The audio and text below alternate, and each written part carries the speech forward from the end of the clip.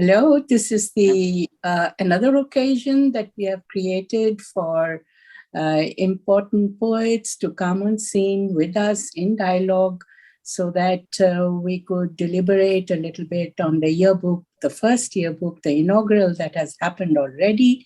And today we have with us Priya. Welcome, Priya, to the show.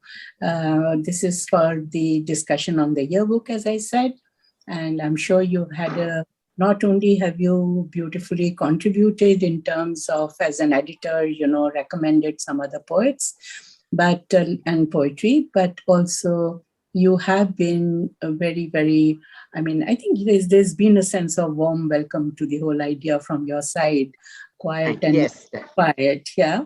So yes, thank you very much for that. I think we needed, particularly in the beginning, a lot of encouragement to get into it, though I think both Vinita and I were passionate enough to dive into it inspirationally.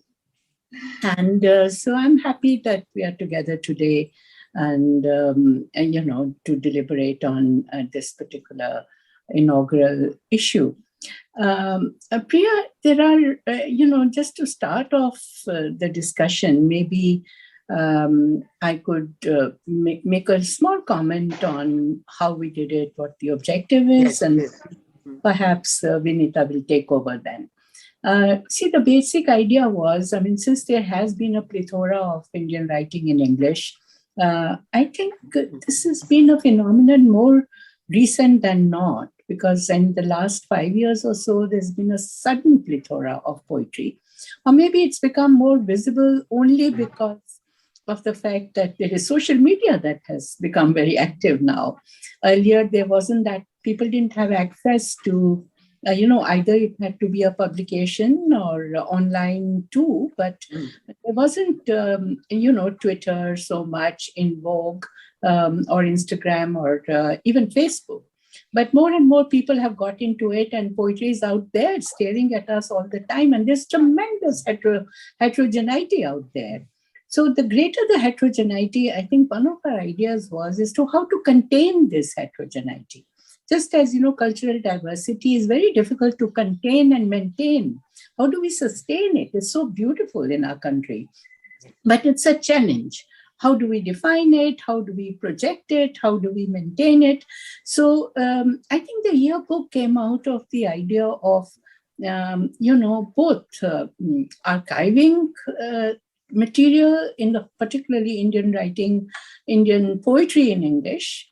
And one is archiving. And then, of course, the second question that comes up is, how do you curate it? Yes. So these were questions that we were really, we found them very challenging, but we tried to find our own resolutions and solutions, and some of which I think we are quite happy with, but others, I think it's a dynamic process. And we would also keep changing as, years pass on. And so basically that was the objective, to basically archive Indian poetry in English year after year, and not allow it to become more and more chaotic, both critically and academically, because it's all over the place and one doesn't know where to look, for what kind of poetry to look. Of course, it's all very subjective. So we would love to have your thoughts on this. But before that, maybe, Vinita, would you like to add to this question? And then we can ask Priya to respond to us. Yes, certainly. Hello, Priya. It's an absolute pleasure to be in conversation with you over the yearbook. And all our viewers who are watching, who are going to watch the telecast when it's uploaded on YouTube and our social media. I think you're all familiar with the fact that Priya Sarukkai Chabria is the editor-in-chief of Sangam Poetry. And she's no stranger to the task of curating and editing anthologies. And I'm sure she'll be able to mention some of her own anthologies in the course of this discussion.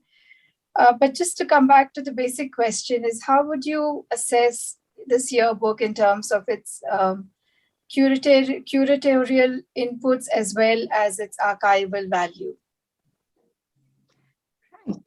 Well, that's one very significant question to start off with. But before that, really, my heartfelt congratulations to both of you, because this is no easy task. what you've done. And I've been reading about your processes. You've been very articulate and lucid about the process, also transparent. Transparent in the sense of, I love this about your work, how you had chose it blind. You had a lot, I think about 5 or 6 editors going through the work. Eight of them. 8. I'm sorry, I'm bad with numbers. Excuse me. 8 of them. I mean, and it's a phenomenal amount of poetry to go through. And each person who contributed sent in their poem without putting in their name. And that is so significant. We can keep returning to this because it's, I think, what happens is when you're doing such a major project, one can always be accused of, building a canon or an alternative canon to the canon or another alternative to the alternative canon and so on and so forth. And that I think is really remarkable, the way, of course, going blind, getting all these people there, excellent editors, each one, excellent poets, each one, and obviously they so believed in your work, in your project, that they gave themselves freely to it, because that is no easy task, going through volumes of, actually it becomes volumes of poetry almost. It becomes like poetry books. So that was phenomenal. Also that, how quickly in a sense you got it done. You seem to have hit on the idea and all the good energies seem to have got together. You found the publisher, Hawakal, very reputed, very good. And what an excellent book you've got out, at the end of it. So really congratulations on this. Thank you very much. It's, and also congratulations, not just for your vision, but the actual day-to-day determination. To go from one day to the other and not give up somewhere midway or get slack. You made a commitment, so you go through it, but you can get slack. You can just, it's too much. But the consistency of quality, of vision throughout is something I appreciate as a curator and an editor. We value this, Priya, coming from you, precisely because you have been a wonderful curator and editor and a poet.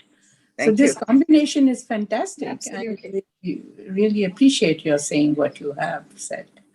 Thank you. I think I've been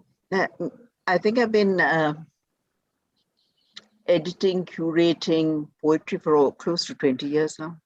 Good Lord. That's phenomenal. Yeah, almost. I might be, I think Poetry at Sangam, we're in our 9th year. And before that, I was doing something called Talking Poetry. We can talk about that later, for about 5 to 7 years. So that's fantastic. Yes, it's a lot. No, it's so that's part of the process. And that's why we're here talking today, to share our concerns, right?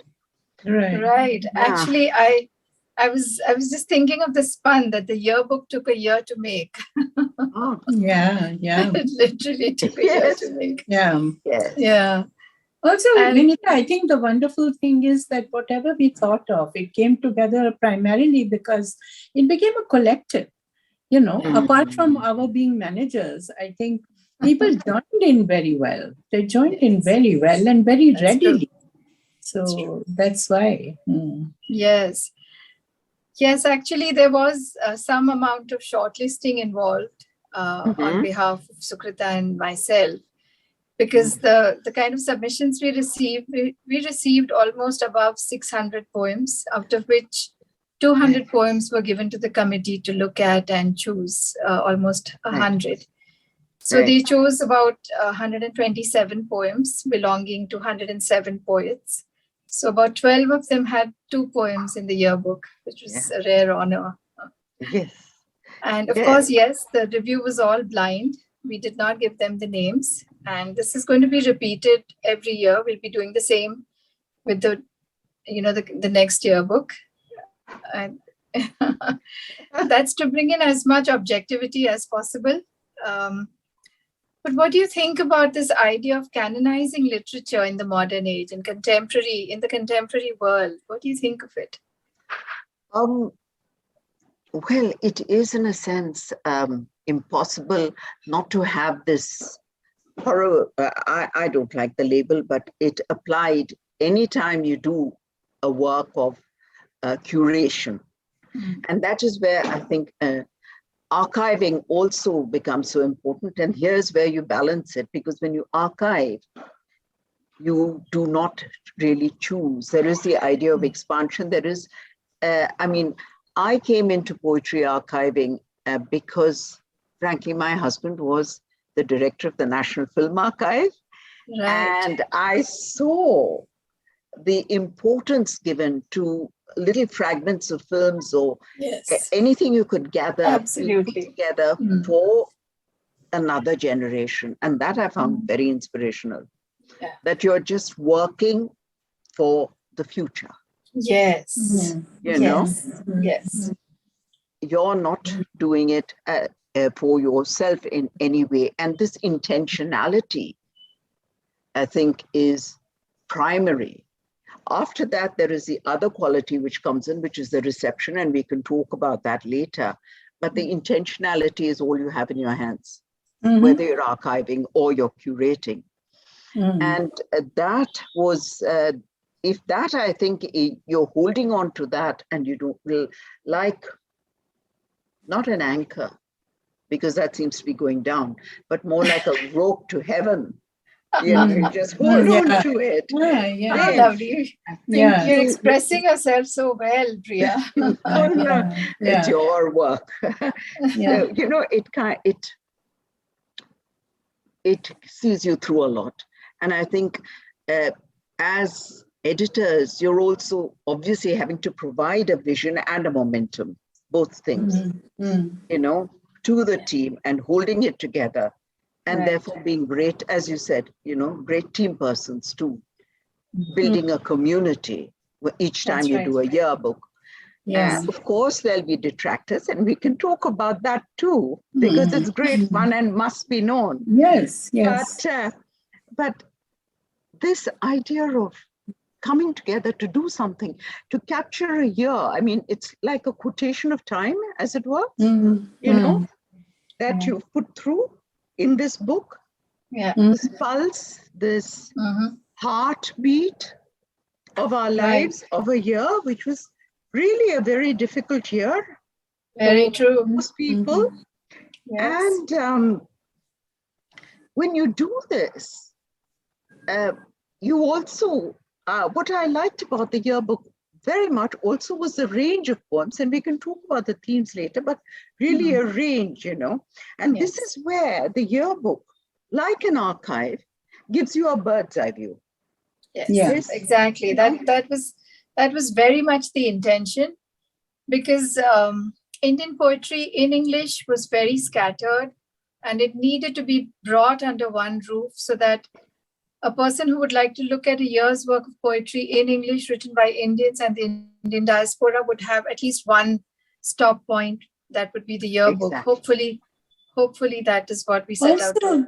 Yeah, also I think what was important, you're talking about intentionality, Priya, and I think to me that is a very important word, because one of the, I guess one dimension of the intention was also to, as you rightly put it, you know, it was really to look at the moment, present moment, though the intention is to take it forward into the future, right? Yes. So in the selection, I mean, basically the idea was that the selection should be such, and now I'm going to sort of introduce another idea, which I'm very keen on, maybe as an academic, which is basically to see how there is an evolving of a literary tradition in poetry.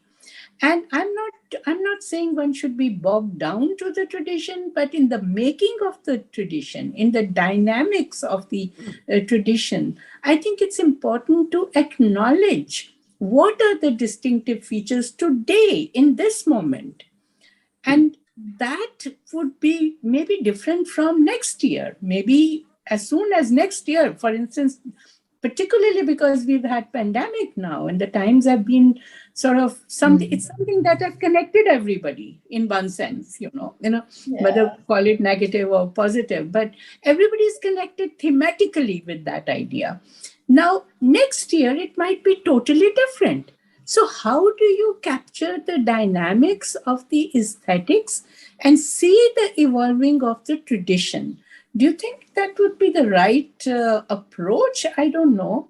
But do you think the yearbook projects that particular feeling that, okay, the moment has been captured, right, through the creative expression in poetry? So what would be your comments on that? Well, definitely. I mean, you've gone through this, as you said, 600 poems to arrive at then what is 1/6 virtually of the selection to put in. And therefore, the selection would, and with 8 editors, so you are having various voices and various perspectives come in. And here is where the curatorial aspect of the yearbook or any kind of project like this comes in, because you don't want it to be single perspective. The aesthetics of plurality, of multilingual culture has to, in some way, feed in. And I think it does, even if you write in English. This is very important for me, because to detract for a moment and briefly recap what has been happening in the history of Anglophone Indian writing. We know that when it started, we had, of course, people like Tagore writing. We also had a few nasty comments coming in like, oh, Indians can never write poetry in English. I shan't quote who said that, but, after that phase, of course, we had the other phase, which was either writing against, if from imitation, it seemed to have gone into a certain mode of almost like erasure, if I can call it that, because though people were not actually rubbing out or blacking out or whiting out poems of their ex-colonial masters, you did get people like Nism Ezekiel, who vitalized the language. He tried to bring in a almost robust vernacular in a sense, and I use this in the best sense of the word. Right. One has to be on tiptoe, because it can, so many words can be misinterpreted. So, so I think that was a very important time, because you had a person like Nism, and at the same time, you had a person like Jayanta Mahapatra writing his impeccable, elegant, moving verse. You had Dom with his polished, Dom Moraes, and cosmopolitan view coming in. So you had this mosaic which was evolving. You had Arun Kolatkar, also of the same generation. Oh, yes. Right?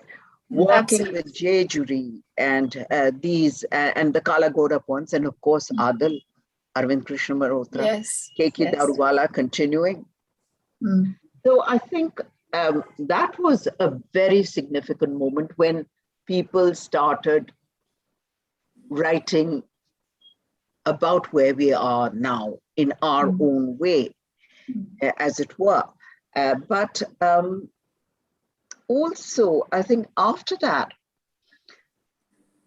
the idea of it used to annoy me initially when I started writing, and especially when, I was growing up, I heard this word, you're not authentic, the idea of authenticity, if you're writing in English as an Indian. And first of all, the idea of authenticity is highly dubious and needs to be absolutely contested down to its last, fifth line. And, and the other thing then, which is a larger question, which I'll pose to you, what constitutes the Indianness of Anglophone Indian poetry? Is it the theme? Is it the language use? Is it, say, how we use, we in India tend to use the continuous present, for example, I'm coming, even in our poetry. Right. Would that make it Indian? Would it be the imagination, what they're harking back to, not just the present, but what they're drawing from? Yes. Are you drawing from the ghazal? Are you drawing from Sanskrit poetics? What are you drawing from? And here I think, while this was being disputed and questioned, I think the poets of the diaspora played a very important part, because some of us were using different forms of earlier imaginations, earlier geographies, all that. But when this, I can't say scatter of poets, Anglophone Indian origin poets from around the world, started using words from various Indian languages, unglossed, without a gloss, I think that constituted a shift. Somehow, two things seem to happen. One, yes, there was a question of identity, of claiming roots, which they were doing by stating their double selves, as it were, or triple, or whatever. And two, you're saying, you know what, anyone writing in Anglophone, in English in India, is very much as, quote unquote, authentic, or has an imagination which draws from several sources of the subcontinent. It gave weight and, in a sense, almost legitimized that. So I'm very grateful for these poets, to these poets who did that. This was much later on, of course. And then, as Sukrita was saying, the internet, connectivity, that has made such a difference to our writing, hasn't it? First of all, I think it makes a lot of people feel less unhappy because there aren't just 20 or 30 journals to write to and get rejected from, which I think all of us went through at some point or the other when it was only print journals. So this is new, but I think there's also the word I would like to use here is empowerment. I mean, it's really empowering that you can put your poem right out there, and for people to react and respond. And again, I mean, I'm also very suspicious of the word authentic. So you don't care whether those out of the 400 likes, maybe only 20 would be genuine. I don't know. But the fact is that it is empowering. It is empowering. Yes, you're very right. It's empowering. And it gives you reach to read other work, which might trigger your own, and that is very important, I think, for any poet, for any culture. This, I've met so many friends, for instance, on Twitter with poets whose work I absolutely love. And I'm reading poets who I never read before. Because it's out there. Someone has put it out there. And I'm not talking about the negatives of social media right now, but there is also a tremendous generosity on one side in social media. You like a poem, you put it out. And that... So Priya, that brings me to another very important question of editorial input. Because what goes into the yearbook has to be published material and not published on social media, as we were talking on that just now, but rather a publication that has some sort of an editorial screening to whoever has submitted work. I think that's really, really important in terms of assessing the quality of the poems that can go into a yearbook, which is why we're using only published, seriously published poetry, formally published work. So would you like to talk about how important it is to have an editorial screening of vis-a-vis the social media thing we're talking about, and we're not talking about the negatives of the social media, like you mentioned, but to have somebody who assess your work for its worth and publish it is very validating. And you, Absolutely. as an editor and as a curator, you know the worth and the value of that.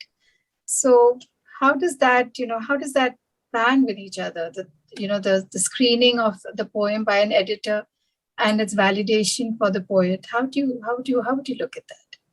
And then putting out all your poetry on social media without left, right, and center. That's the third dimension. Yes. That is a bit of a problem. It's like I mean, as an editor, I know talking about this. Because you yourself nominated a couple of poems yes. from Poetry at Sangam. Sangam, yes. So that's... Yes, I think now we have about, as I said, we're in our 9th year now.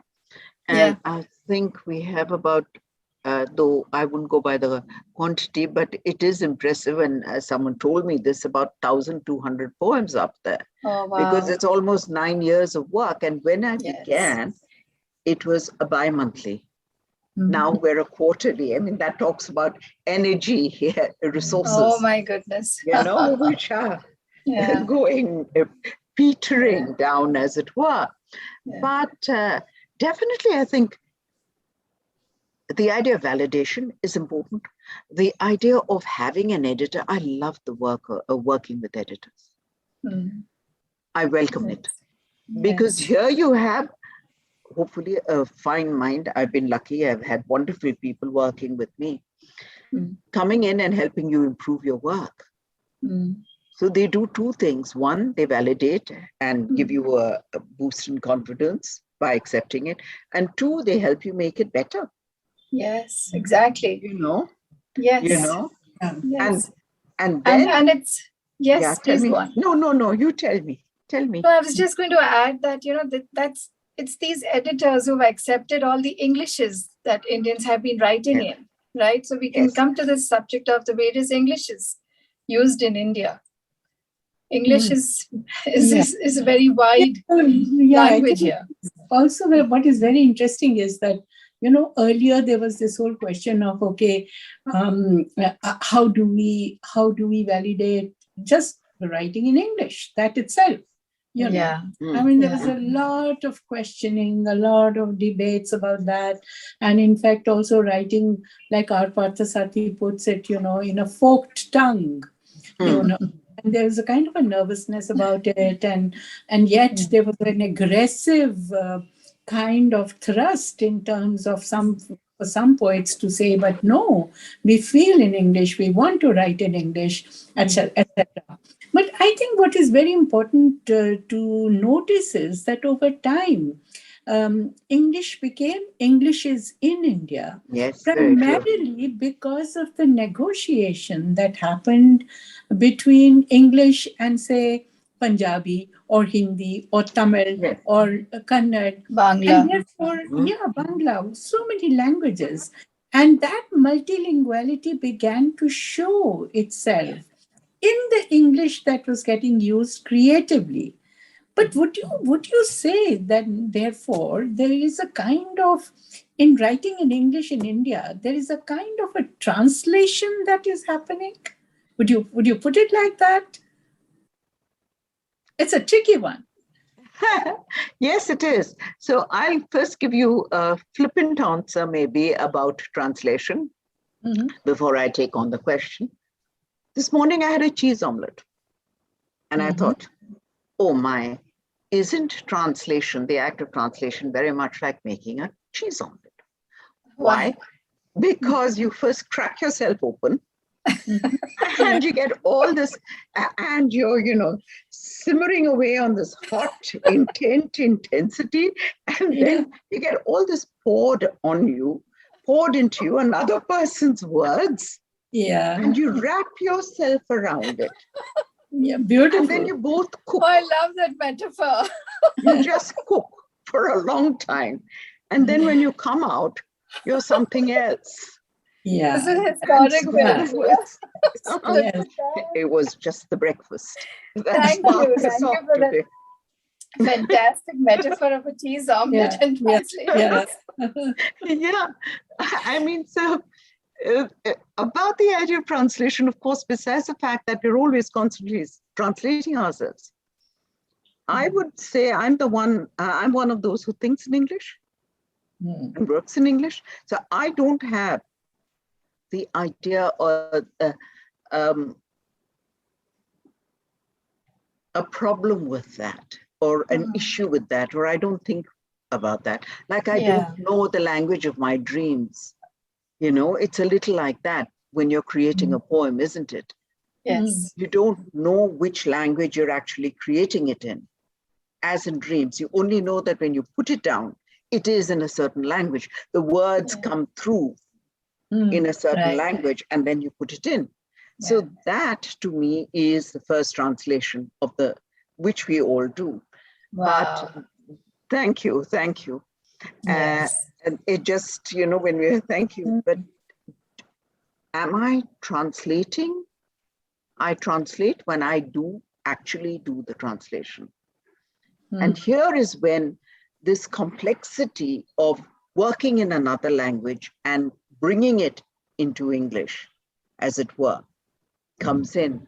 I worked in classical Tamil. I was translating the 9th century Bhakti teenager, Andal. Yeah. And she's a fabulous poet. And what was very interesting is that classical Tamil is like, you know, it reminded me of temple gopurams, clustered, round. The sounds are all round and full, and it's intensely dense. So when I was translating, when I did one version, the literal versions of that, I found that I was trying to bring that same sense of density, you know, an oral density by using adjectives in the translations I was doing. And then, of course, one could break them down and pare them down, which I would not do in my other poetry. These were, I verbed nouns, I used a lot of adjectives as they were in the original, you know. So this kind of translation is separate from thinking that, you know, thinking in one language, at least for me, and writing in another. I just maintain my old, what I'd said earlier, you think in dream language and you put it out in the language you're writing in, the words come out in that. But does that answer your question? Yes, certainly. You know, but Priya, I mean, if I were to take on this point, and this is for the sake of also not just argument, but just basically trying to understand it. Because, see, we are existing in a multilingual situation. Yes. So you go to the kitchen, you talk to the maid in one language, you go to the street, you may talk in yet another language.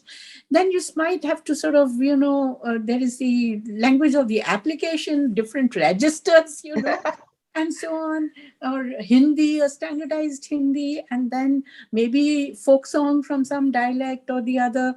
So it's a very richly a multilingual, plural kind of a situation we exist in. So I personally feel that even if, see, I have had that problem, or not a problem, but a situation, which is that I never had Hindi or Punjabi as a formal language at all, because all my childhood was in Kenya, right?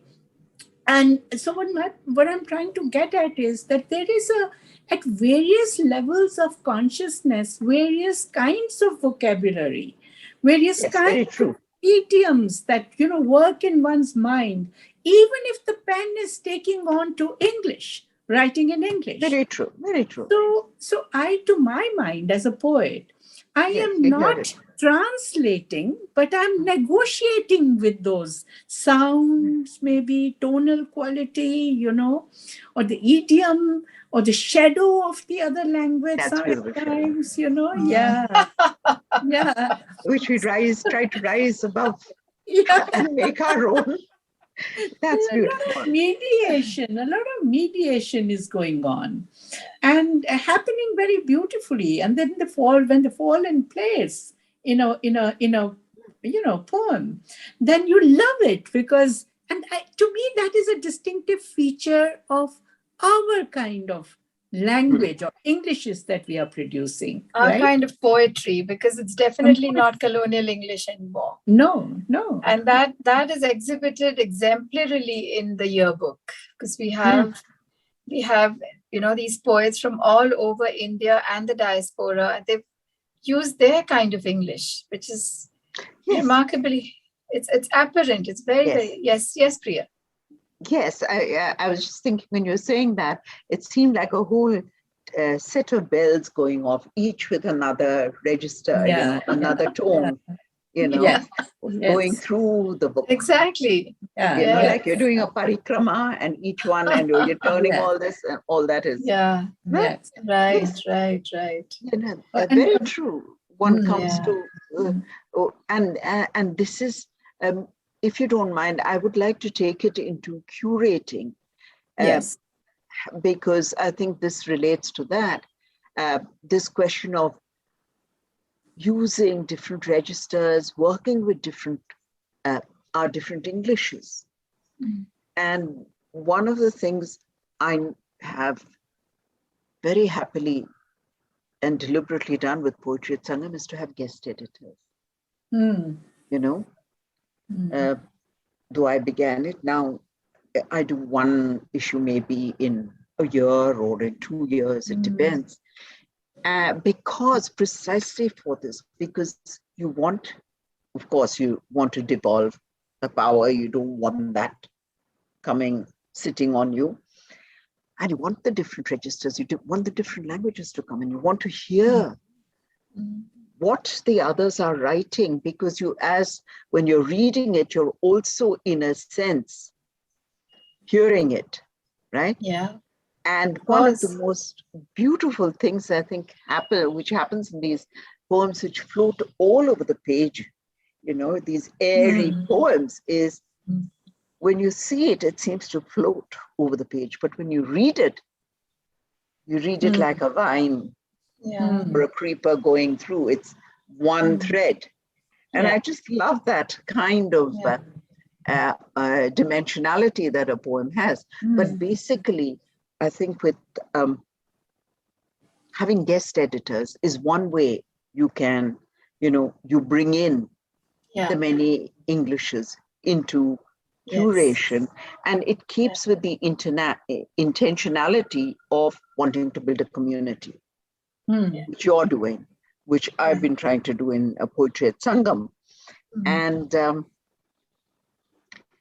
also, I think it,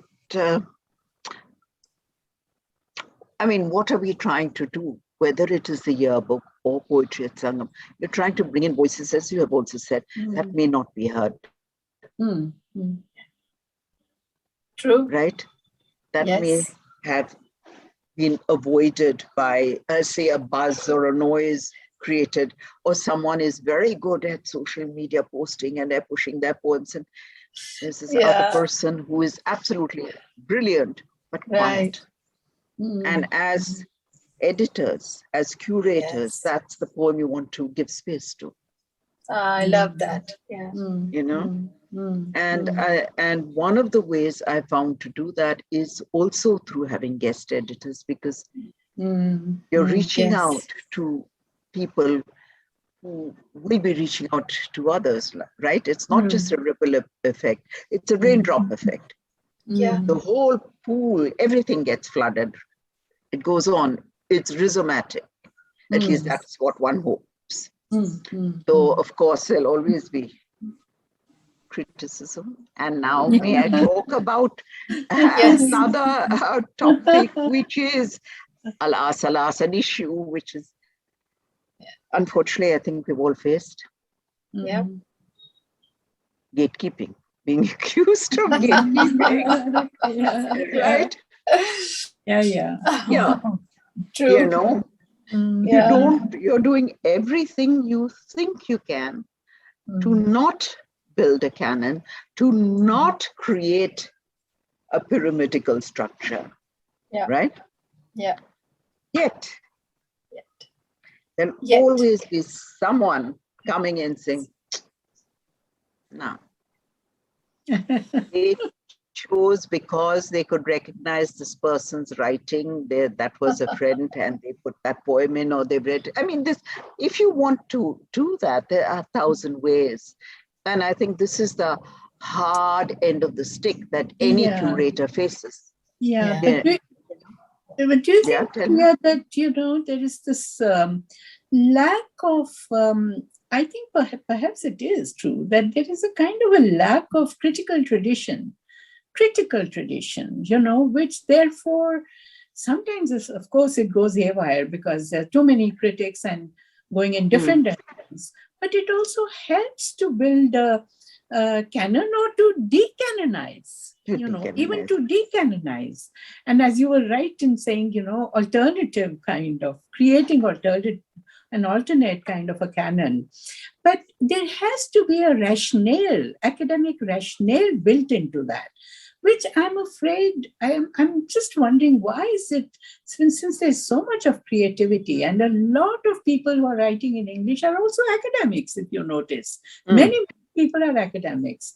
But somehow, when it comes to academics, Indian poetry in English is not getting adequate attention. Attention in the sense, an ongoing analytical, critical kind of reviewing that is required. I doubt if we have that at all.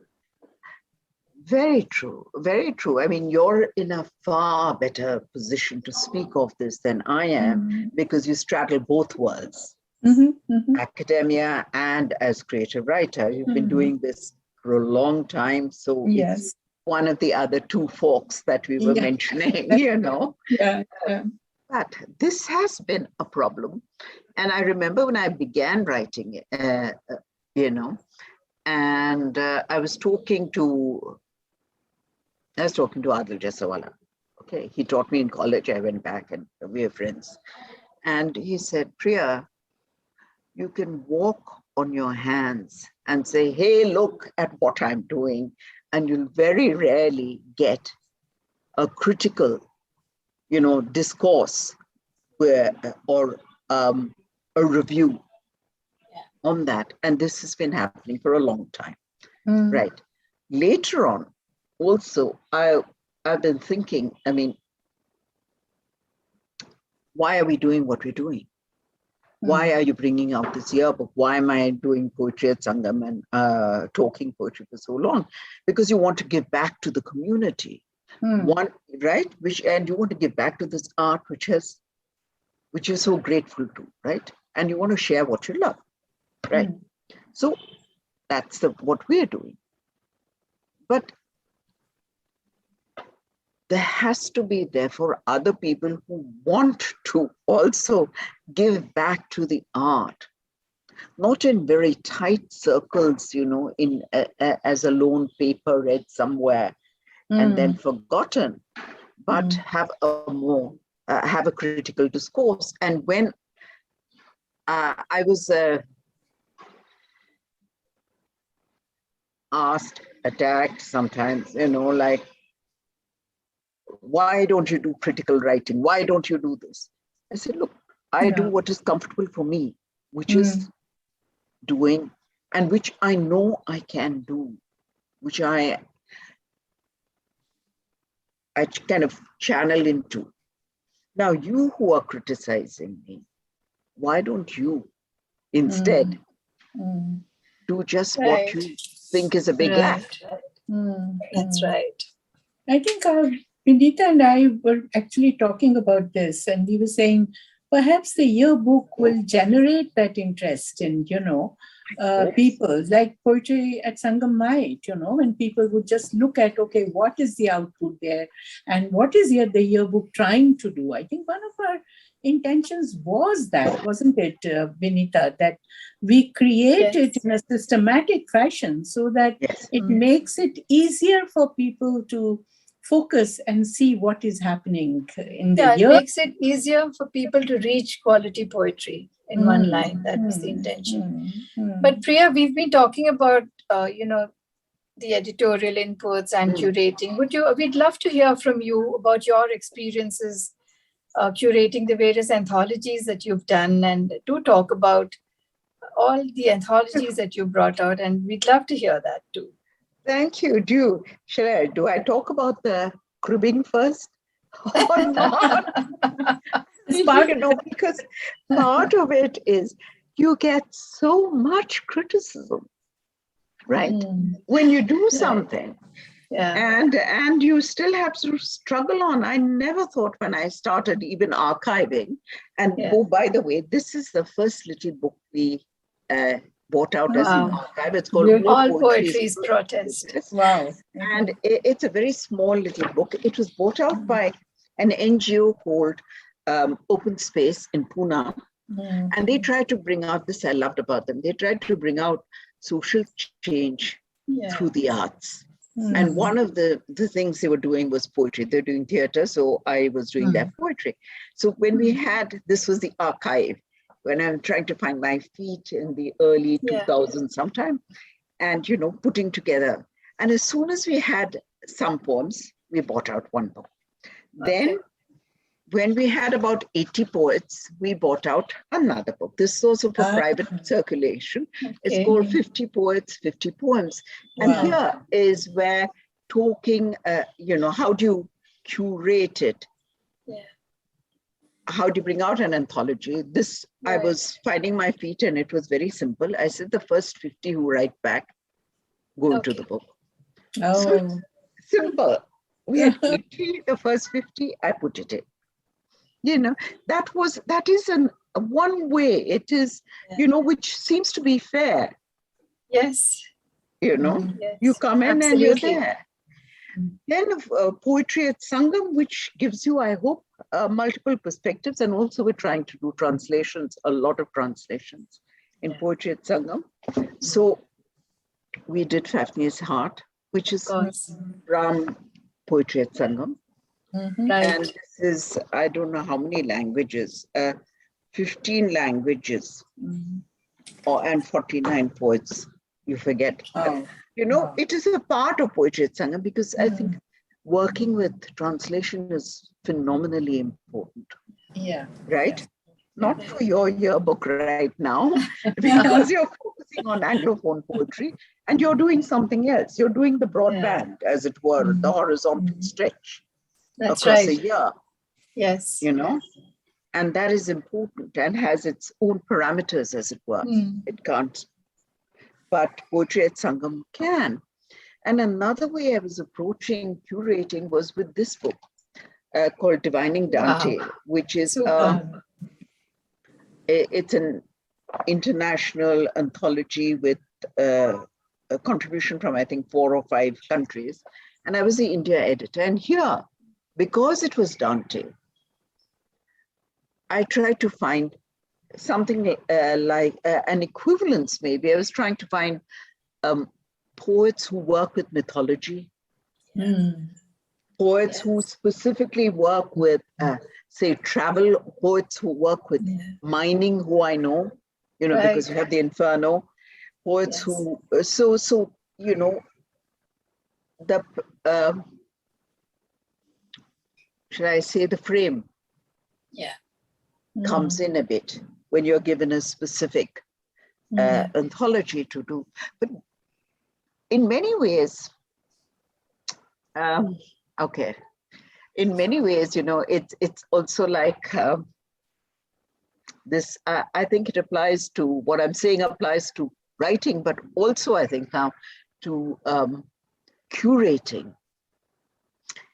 There was this classical musician who used to hold one hand to his chest, okay, like that, and hold out one hand, out open, stretched to the skies. And so one day his shishya asked, Guruji, kyun? Clutching on here and letting go there. And he said, that's the way I sing. I hold and control it with one hand, and I let it free with the other. The music flow.